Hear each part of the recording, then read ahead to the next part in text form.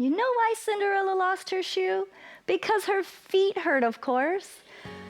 Foot dysfunction places stress on your entire kinetic chain, causing joint compensations and inefficient movement. I'm Cassie, and today's Quick Fit class will work to address some of the causes of weak or fallen arches.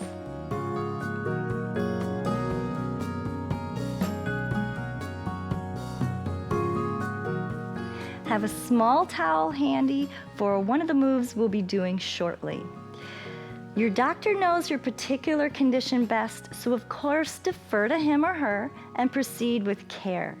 But if you'd like to try this class and you have flat feet or plantar fasciitis, remember your feet are weak. Begin with just a few repetitions of each exercise and work up to more over time. Also have a nice mat to work on, especially if you've lost the padding on the bottoms of your feet. We'll start by just stretching your toes apart as best you can. Lift and stretch apart. Many professionals are suggesting that acquired flat feet, as opposed to a condition from birth, is linked to too many hours in shoes with thick soles and supports. All right, keep trying to stretch them apart. You can even use your hands to try to help stretch your toes apart. Now let's cross your legs at the ankle or the knee, wherever it's comfortable, and let's work on this move, which we really don't go around trying to do consciously. It is a move that you need to be able to do to walk properly with correct mechanics. Inversion and eversion. And this is another one where you can get your ankle up on top of your other leg and try to use your hand to manipulate. A couple more, and we'll switch. You have 100 muscles, tendons, and ligaments in your feet.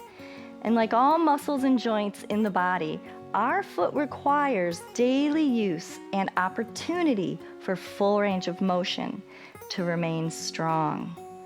Few more, getting as much movement as you can each way.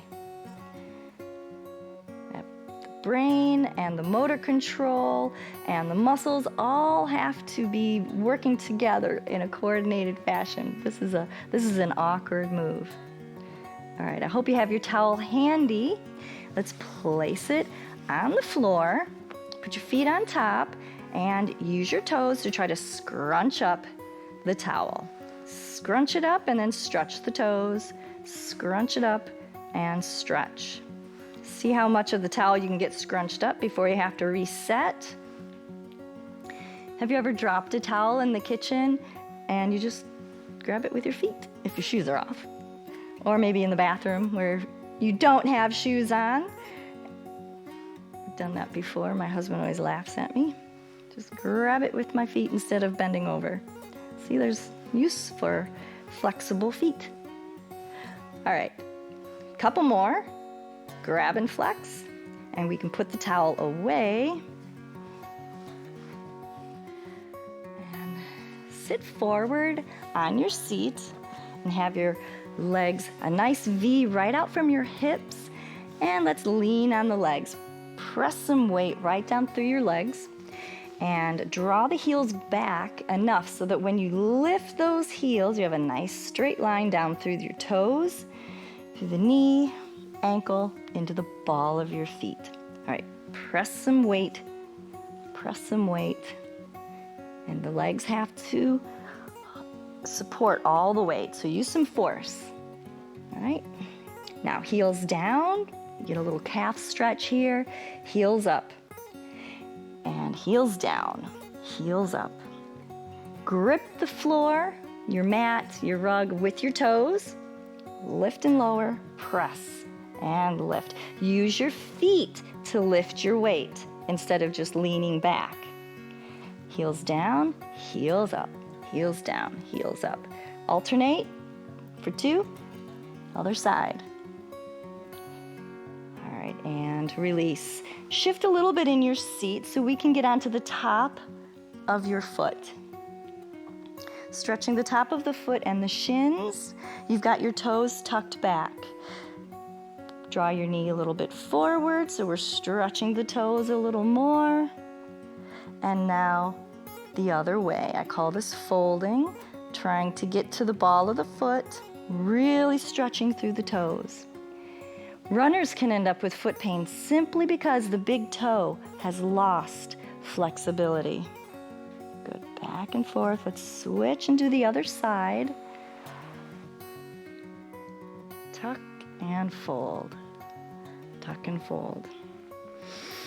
Once again, you control how much force you're putting down through your foot depending on how flexible your feet are or how long you've been doing these classes. All right. Next, we'll be getting up and stretching the calves. All right. We'll just use the chair.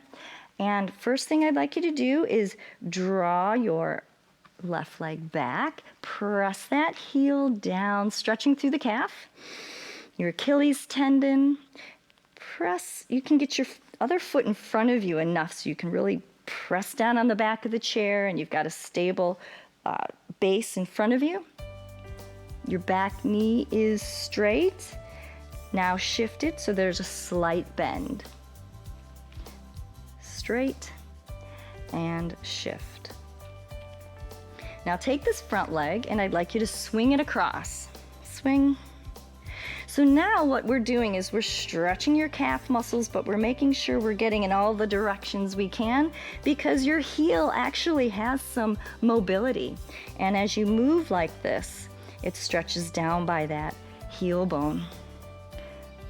All right, now take that front leg and instead of it landing right in front of the hip, cross it and go deeper into that stretch.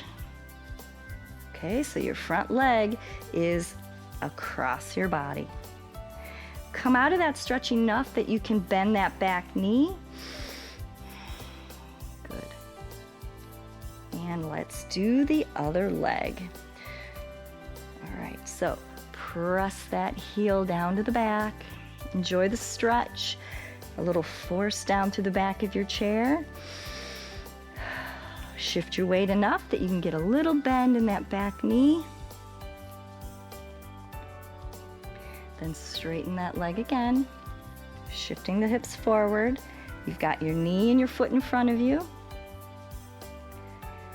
And adjust so that you can swing the front leg across in front of you. Good, your back heel is still down. And when you stop swinging, let that foot land across in front of you. Keeping the back heel down. Take off some of the pressure so that you can get a slight bend in the back knee. And finishing up. Great. All right, let's work on the hips. All right. So let's lift your outside leg. If you're mirroring me, it's your right leg. Just lift it slightly off the floor because it's actually not a knee lift I want you to do. It's a hip lift and drop. And when you drop, your hip, the floor is slightly in the way. So that's why we're bending the knee. But it's all about shifting through the hips. All right, your standing leg is the one that's actually being worked right now, along with the hip. The hip and the calf. The muscles that control the calf are in your shin and they go down and they control the arch. So that's what we want to target right now. The muscles that control your arch and your hips. All right, weak hips contribute to an inefficient gait and also contribute to weak arches. So let's keep those hips strong. All right. And switch legs. So it's even better when you don't hang on at all. Then that you can see your arch in your foot really, really moving around as the muscles in your shins are activated. Good. Up and down. Hang in there, a few more. It's hard to imagine how much your glute medius, those are the glute muscles that come around your hip, affect your arches and your feet, but they do. Your feet are so complex and wonderfully made that it's just also interconnected. Your feet affect your hips as well. All right, 2 feet down. Now this is something fun. I want you to stand so that you can see your feet and then squeeze your hind end. You might notice a slight adjustment to your arches. When you squeeze your bottom, your thighs move out in such a way and it affects all the way down to your arches. Okay, release, squeeze the butt, keep the feet flat. Okay, release, inhale, exhale. Good job. A few heel lifts, alternating right and left. As we finish up, stretching the toes again. And heels down, heels up, heels down, heels up. Walk around a little bit. You can do this while you're doing the dishes, talking on the phone. Heels down and heels up. You guys have done a fabulous job. Now work up to a couple hours a day, moving about without shoes, and working on these exercises several times a week as you become accustomed to them. And in about 8 weeks, you'll begin to see improvements not only in your feet, but up the entire kinetic chain, meaning in how your knees, hips, and back feel. Remember, consistency is key, so come back here daily to pbswisconsin.org/quickfit to stay loose, balanced, and pain-free, because life is movement. Funding for Quick Fit with Cassie is provided by Greg and Carol Griffin, founders of Elderspan Management, Focus Fund for Wisconsin Programming, and Friends of PBS Wisconsin.